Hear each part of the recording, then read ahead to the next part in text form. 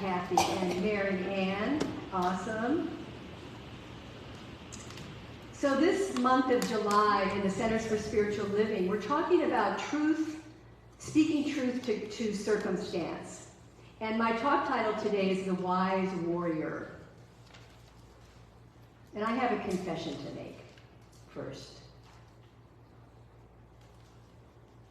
I'm a work in progress. How about you?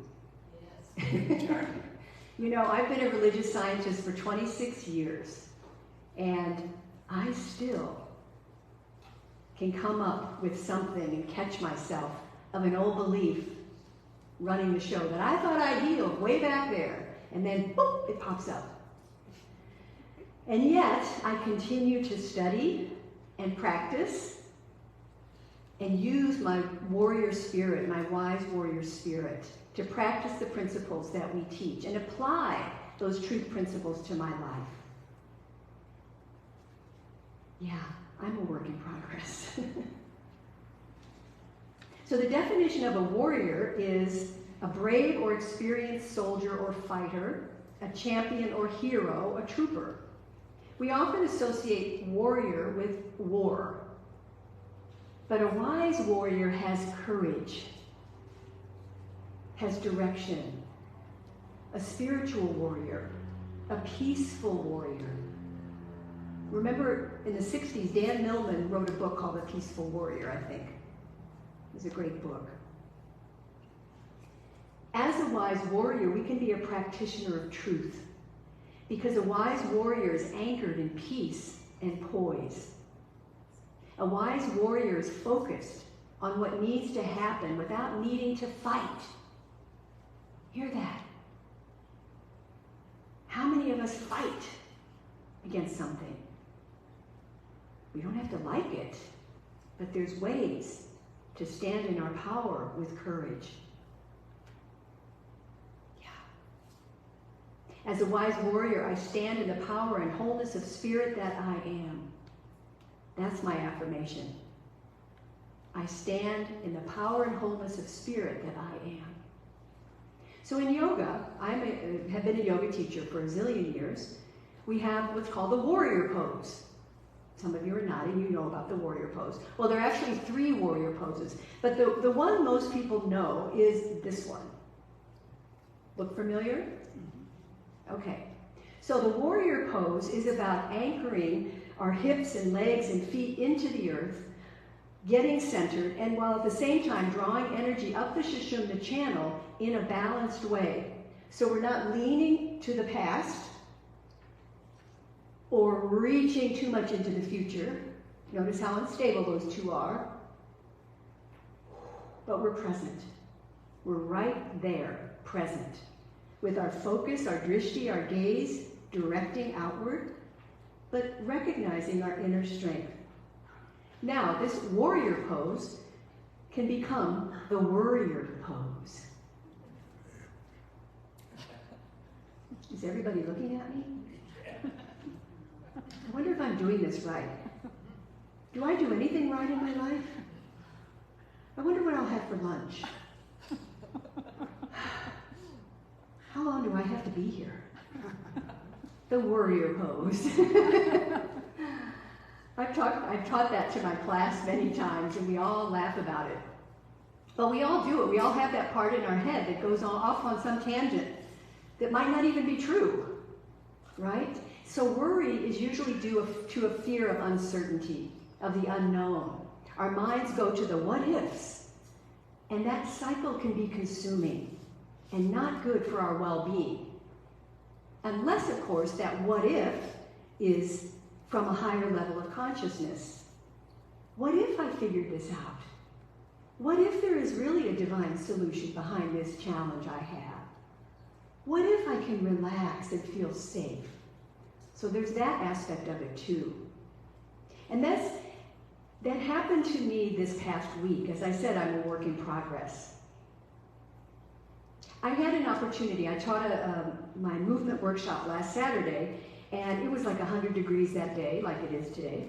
And I had this thought in the back of my head, way back there, oh, nobody's going to come. And I kind of ignored it and I brushed it away. Well, that morning I had people signed up. I had about 6 people signed up. And that morning I got a text notification. And as soon as I heard that text, what did I do? I went like in and I contracted and I said to myself, oh, see, they're not going to come. I opened the text and it was Beth who wanted to come and she didn't sign up. Thank you, Beth. And I looked at the text and I was like, oh. And then all of a sudden I like went boing. Look what I just did. I wasn't anticipating my good. And how often do I tell all of you to anticipate your good? And my first thought was, nobody's going to come. So I laughed. I just laughed and I thought, oh my goodness, I'm still learning. Yay, I'm still learning. I caught it quick enough. I blessed myself. I said to myself, no, I don't believe that anymore. I mentioned that last Sunday in my talk. You can say that to yourself. No, I don't think that way anymore. So I had a little talk with myself. No, Suzanne, you don't think that way anymore. You think in expansive terms. And I have to tell you, it just felt so free. Can anybody relate to that? Yeah, some people are nodding their head. Because being a warrior, a wise warrior, and not a worrier, puts the confidence and power back in you. Back in you. So whatever happens, you're able to deal with it. A warrior triumphs. A worrier cowers. And the notion of strength and resiliency is so empowering. We can develop more confidence and rise above whatever life gives us. If we choose. If we choose. I stand in the power and wholeness of the spirit that I am. I invite you to say that after me. I stand in the power and wholeness. I stand in the power and wholeness of spirit that I am. Of spirit that I am. Breathe that in. That's your truth. As Einstein reminded us, we can't solve a problem at the level of consciousness that created the problem. Right? We know that. So we must change our thinking, our consciousness, our perspective, our beingness. Change needs to manifest in the outer, maybe, but it begins in the inner. Making war on the outer circumstances just empowers those circumstances. And in this study of the science of mind, as religious scientists, we know that behind all circumstances, we affirm that no matter how upsetting it is, there's a divine presence behind it. There's a power, there's a loving presence behind it. But we have to call it forth. Yeah. The Greek philosopher Plotinus said, I do not argue, I contemplate. And as I contemplate, I let fall the seeds of thought into the mirror of mind, which then becomes the mirror of matter. And this quote gives us a path to follow. I do not argue, I contemplate. We don't have to like everything we see, but how are we holding it in consciousness and in heart? As wise warriors, we can take a step back, center ourselves prior to entering the fray. And this gives us, again, the opportunity to look past the appearance of things as they are and see and be willing to see the possibility of something new and different. Are you willing? So instead of getting angry over a situation, ask, although I don't agree with this, what do I want to see here instead? What's Spirit's highest idea here? Be curious. Contemplate instead of arguing. I stand in the power and wholeness of spirit that I am. So this month in the Science of Mind magazine, Reverend Michelle Medrano has written some very powerful dailies that we read and get inspired by and then do meditation around.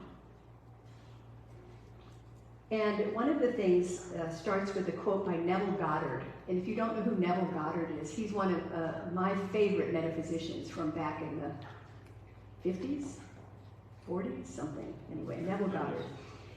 He said, if we would become as emotionally aroused over our ideals as we do our dislikes, we would ascend to the plane of our ideals as easily as we now sink to the level of our hates.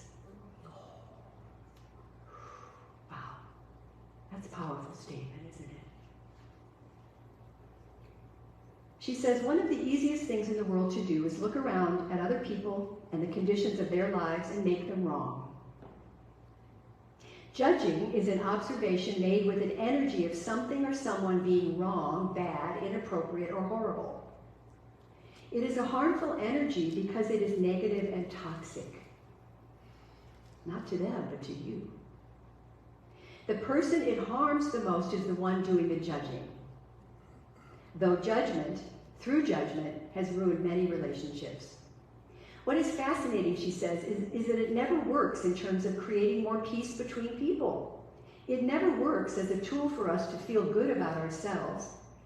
Yet many of us are tempted to keep doing it over and over. We might actually trick ourselves into believing that if we make that judgment comment on a social media site, another person will change their ways. Or if we judge our kids for what they are up to, we will cause them to stop. Or if we judge ourselves harshly enough, we can change. Yet all judgment does is put a wedge between us and our true nature, and between us and other humans. Conversely, here is discernment. It is the ability to give input or feedback about a situation without charged negative feelings. Hear that? Again, we don't have to agree with something or someone's opinion. To begin a dialogue or effect change that supports all involved and establish a clear boundary. The key is the motivation within us.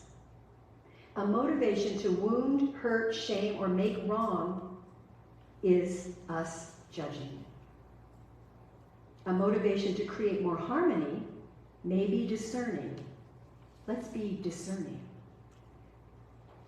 Yeah, you just watch the news. Take a breath. So consider this. Is it possible to love and fight at the same time? Oh, it is.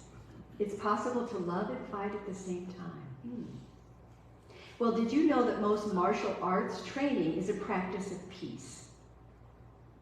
Battle is only considered a last resort and a matter of self-defense. In Aikido, are there any Aikido masters here? Oh. It's a Japanese martial art, and they use techniques that redirect the force of aggression to harmonize with the encounter. I'm going to say that again. Redirecting the force of aggression to harmonize with the encounter. That's a really different way, isn't it? So can I redirect my thinking to harmonize with the truth of who I am? So I'm teaching a class right now called The Magic of Soul. And Patrick Harbula has a short little exercise that he talks about moving in life from our will, our human will, or surrender, the divine will.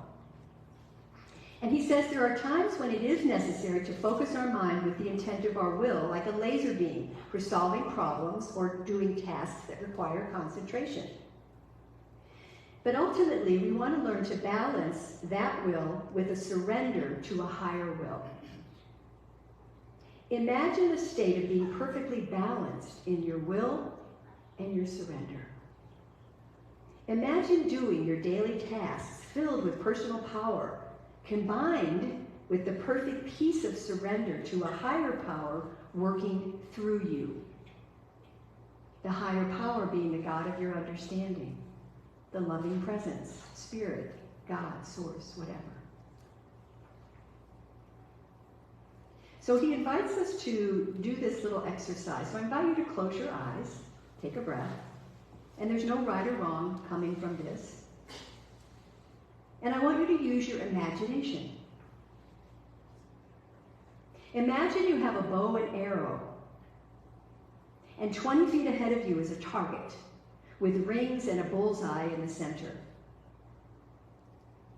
Place the arrow against the string of the bow and use all of your might and willpower in your imagination and pull back the string, aim, and shoot the arrow. Notice where the arrow lands. Now place another arrow in the bow, this time completely surrender to a higher power. And using no will of your own, pull back the string, connect to that higher power, surrender, aim, and shoot the arrow.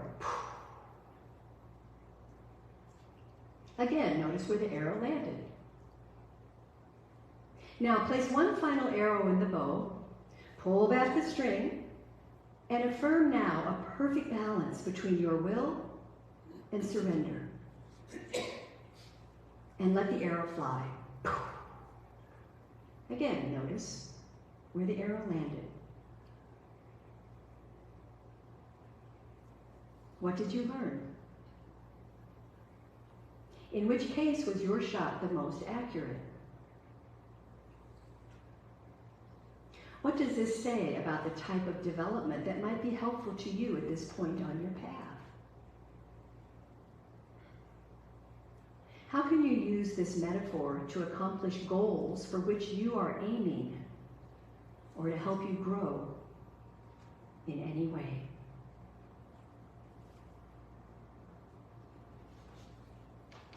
What's supporting you when you shoot your arrow?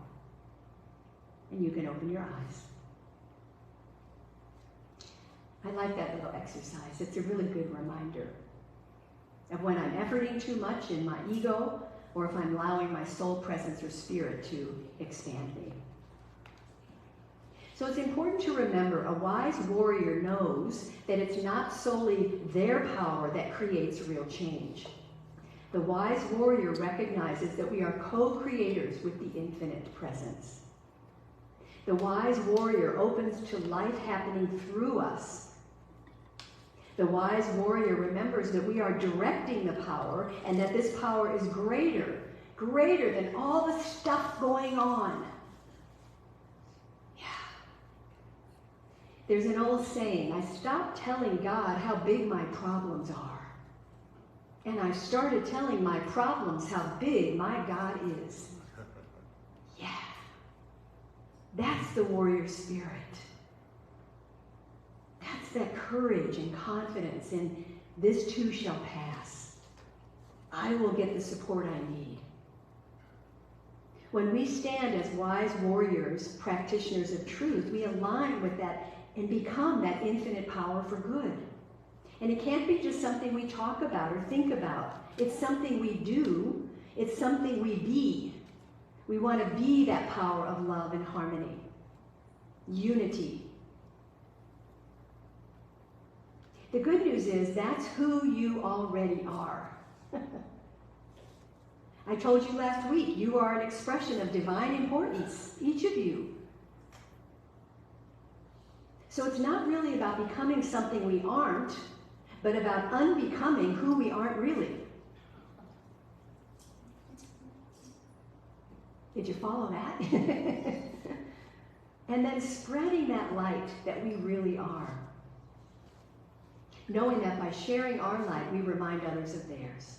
And fortunately, here at the Foothill Center, we have plenty of tools that help us do that. Meditation, sacred readings, study, affirmations. We have practices and methods and principles, classes, which equip us to be those mighty, wise warriors. So I ask you, moving through the ways of our old conditioning, takes a fierce warrior courage and focus. So how will you remember this week to keep that focus? Are you willing? How will you balance your will and surrender to the divine urge? Are you willing to mind your own mind?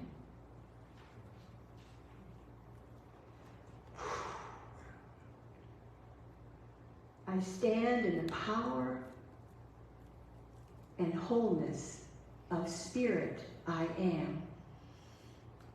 I stand in the power and wholeness of Spirit I am. Can we say that together? I stand in the power and wholeness of Spirit that I am. That's the truth. You, each of you, are wise, wise warriors. And I'm still a work in progress. And I'm grateful for that. So let's take that into prayer. Holly, thank you. So let's drop into that sacred heart once again. Recognizing in this holy moment of now that we call forth that spirit within us, Almighty God within us, that which is spiritual truth within us. We call it forth to establish in our consciousness and in our heart that connection, that union, that communion with the higher power, the source of all good, omniscient, omnipotent, omnipresent. I am, you are, we are each individualized expressions of this one. We are each beautiful instruments in the divine symphony of life, playing our tune. And so I'm knowing and claiming today that there is a powerful shift, an energy, an opening to something greater in your life, whether it's the physical body, mental body, emotional body, spiritual body. That there's a balance in the wholeness and the healing that's happening. And again, we don't have to know how to make it happen. We simply make it welcome by saying, yes, use me. Oh God, use me. Use me as an instrument of peace. And so I'm knowing for each of us this week that we pay attention to our judgments, pointing fingers. Be discerning instead. Contemplate. Be open, receptive to a different idea. We are each wise warriors, and so I claim that for us this week, that we step into our truth. Release the old, be present with what is. Claim your power, and it's happening now. Because we are connected, always, always, always. And so it is with joy in my heart that I simply release my word into the infinite loving mind of God, this creative soil. We planted a seed today, and it is growing. Thank you, God. Thank you, life. And I let go. And join me in affirming, and so it is.